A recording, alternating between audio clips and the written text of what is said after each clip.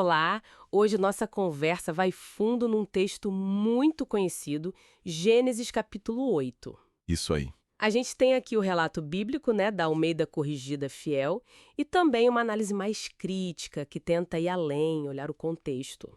Aham, A nossa ideia é explorar um pouco os significados, o pano de fundo histórico e as diferentes maneiras de ler essa passagem sobre o fim do dilúvio. exatamente. Não só a história em si, as águas baixaram, a arca pousou, mas o que está por trás, né? Por exemplo, quando fala que Deus lembrou-se de Noé, Uhum, o termo hebraico vaiskor, ele é bem interessante. Não é que Deus esqueceu, como a gente usa a palavra lembrar, sabe? certo. É mais uma ação divina mesmo, tipo um foco da atenção dele para cumprir algo, uma promessa, uma aliança. Ah, entendi. Muda bastante a perspectiva, né? Deixa de ser um opa, lembrei, para ser uma intervenção ativa. Exato. E essa intervenção passa por fechar as fontes do abismo e as janelas dos céus. Essa imagem, ela tem paralelos, não tem?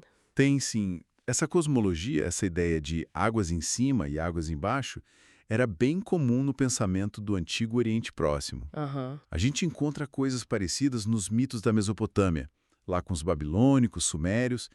Isso não tira a originalidade do texto bíblico, mas, bom, mostra que ele está inserido num contexto cultural maior, né? Entendi, faz sentido.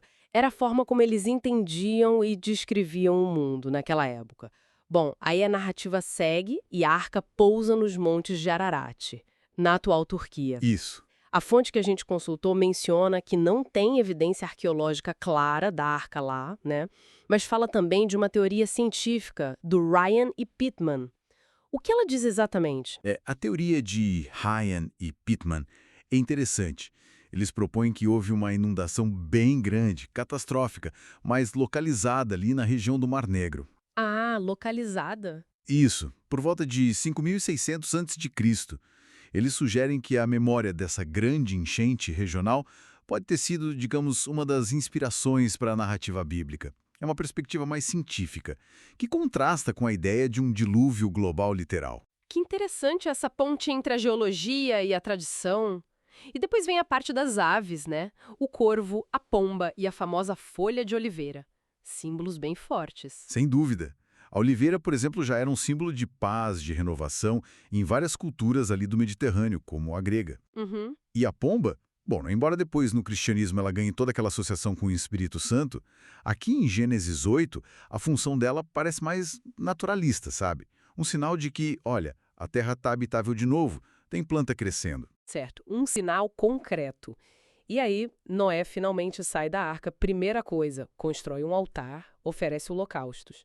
E aqui a análise destaca algo sobre o momento disso, né? Exatamente. Ele oferece sacrifícios de animais limpos. Essa distinção e a prática do sacrifício em si acontecem antes da lei mosaica ser dada, lá no Levítico, que detalha tudo isso. Ah, bem antes. Sim. Isso sugere que já existiam tipo práticas sacerdotais, noções de pureza ritual antes de Moisés. E de novo a gente vê paralelos com costumes lá da Mesopotâmia. E como Deus reage a esse sacrifício? O texto fala que ele cheirou o suave cheiro, Pois é, aí a gente entra no que chamamos de antropomorfismo. que é, Atribuir características ou reações humanas a Deus. Dizer que Deus cheira o sacrifício é uma forma literária, uma figura de linguagem, para expressar que ele aceitou, que aquilo foi agradável a ele. entendi. Era um jeito comum em textos antigos, egípcios, sumérios também, de descrever essa interação entre os deuses e os humanos por meio do ritual. Tornava o divino mais palpável em termos humanos.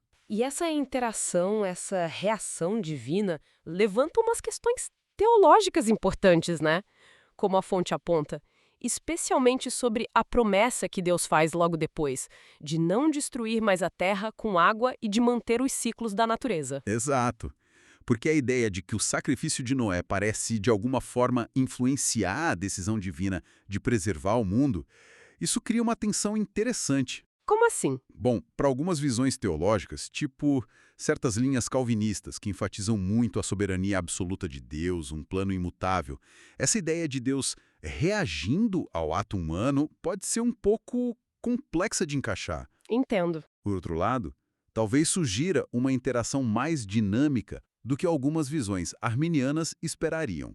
Basicamente, coloca em debate o quanto as ações humanas podem realmente impactar as ações de Deus depois. É um ponto delicado. E como outras tradições encaram essa narrativa? O judaísmo, por exemplo. O judaísmo valoriza muito a aliança feita com Noé depois do dilúvio, né? Consideram universal, para toda a humanidade, com os mandamentos noéticos. Já a análise crítica, comparando textos, Sim. frequentemente aponta a semelhança incrível com histórias de dilúvio mais antigas, como a de Utnapishtim, lá no épico de Gilgamesh.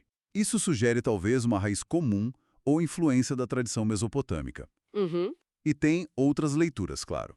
A fonte menciona o espiritismo, que tende a buscar um significado mais simbólico, moral. Embora o texto de Gênesis em si seja bem concreto, né?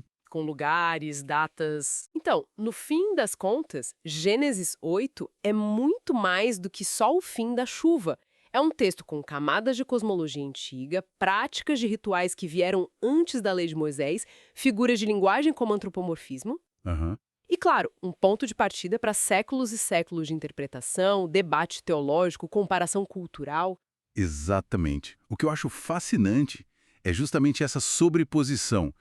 Uma história que eca temas, talvez até estruturas, de narrativas bem mais antigas lá do Oriente Próximo, mas que ganhou um significado único, central, nas tradições judaico-cristãs. Sim, E isso deixa a gente com uma pergunta, né, para pensar como será que entender todo esse contexto complexo, as raízes culturais, as ferramentas literárias usadas, as várias leituras que surgiram depois, pode enriquecer ou, quem sabe, até transformar o jeito como a gente lê não só Gênesis 8, mas outros textos considerados fundamentais de qualquer cultura.